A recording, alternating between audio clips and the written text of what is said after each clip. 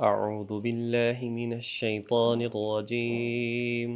بسم الله الرحمن الرحيم.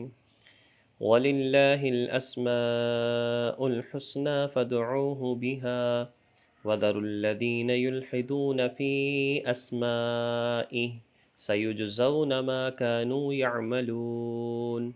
صدق الله العظيم. وَلِلَّهِ الْأَسْمَاءُ الْحُسْنَى، اور اللہ ہی کے لیے ہیں اچھے اچھے نام. فَادْعُوهُ بِهَا، چنانچہ انہی ناموں سے اسے پکارا کرو.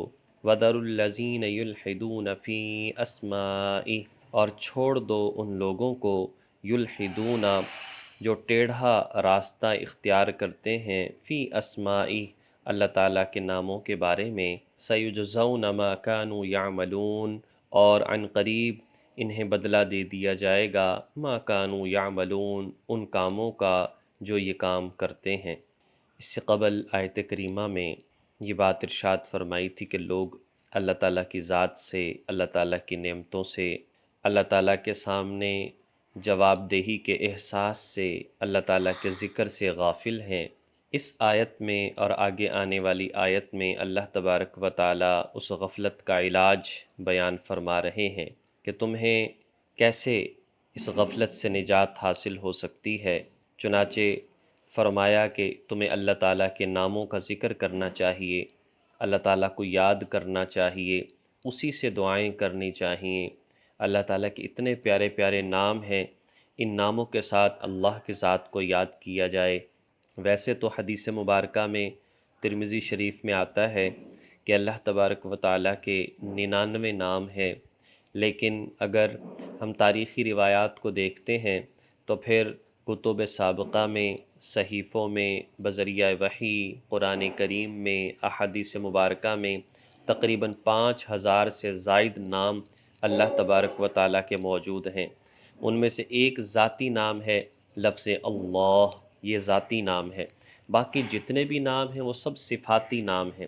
خوبی اور جو اللہ تعالیٰ کے اندر موجود ہے اس بنیاد پر وہ صفاتی نام ہے. ایک اللہ کا نام ہے ذاتی اللہ. اللہ هو الذات الواجب الوجود المستجمع لجمیع صفات الکمال. اللہ وہ ذات ہے جو تمام صفات کمالیہ کو جامع ہے. ہر صفت انتہا درجے کو پہنچے تو وہ اللہ کی ذات میں ہے، اور اللہ تعالیٰ ہر عیب سے پاک ہے. المستغنی عن کل احد والمحتاج الیہ کل احد، ہر ایک اس کا محتاج اور اللہ کو کسی کی ضرورت نہیں. تو ایک یہ نام اللہ کا ذاتی ہے. لفظ اللہ جس نے کہا، جو دعائیں اللہ کا نام لے کر کرتا ہے، گویا کہ اس نے 5000 سے زائد سارے کے سارے نام لے لیے. ہر ایک کے اندر، یعنی ہر ایک جو ہے وہ لفظ اللہ کے اندر پایا جاتا ہے. بہرحال انسان جو بھی چاہے دعائیں کر سکتا ہے، اور اس کے تجربات بھی ہیں، جیسا کہ لوگوں نے تجربات کیے، بزرگان دین نے بیان کیا. اگر کوئی شخص جو ہے وہ اپنے رزق کی تنگی کو محسوس کرتا ہے، اسے یا رزاق یا باسط اس کا ورد کرنا چاہیے. اسی طرح سے جو یہ سوچے کہ کسی سے دشمنی ہے، نقصان پہنچنے کا اندیشہ ہے، تو کہا کہ یا حکیم یا ودود اس کا ورد کیا جائے. اسی طرح کوئی رشتوں کے حوالے سے پریشان ہے تو کہا کہ یا رحیم یا کریم یا لطیف، ان اسماء گرامی کو لے کر پھر اللہ کو یاد کیا جائے. اسی طرح کوئی یہ چاہتا ہے کہ میری ہر دعا قبول ہو، تو جس دعا کو قبول کروانا چاہتا ہے اس سے پہلے یا سبوح یا قدوس یا غفور یا ودود، یہ 4 مبارک نام علماء کرام نے فرمایا. ان 4 ناموں کے ساتھ پھر جو دعا کی جائے اللہ قبول فرماتا ہے. ان کے اندر مزید تاثیر پیدا کرنے کے لیے ایک تو یہ ہے کہ یہ اذکار نمازوں کے بعد کیے جائیں. دوسرا یہ ہے کہ اول آخر درود شریف پڑھا جائے تو اللہ تعالیٰ اس کے اندر مزید برکتیں عطا فرما دیتا ہے. بہرحال اللہ تعالیٰ کی ذات کو یاد کرنا، اللہ تعالیٰ کے پیارے پیارے ناموں کو لینا، اسی سے دعائیں کرنا، اسی کی عبادت کرنا، اسی سے ہماری غفلت دور ہو سکتی ہے، اور اسی میں بے شمار فوائد ہیں. اسماء حسنہ کے نام سے کتابیں مل جاتی ہیں. ہر نام کی کیا تاثیر ہے، ہمیں کیا کرنا چاہیے، کس طرح سے اس کو پڑھنا اور ورد کرنا چاہیے، وہ سب مل جاتا ہے.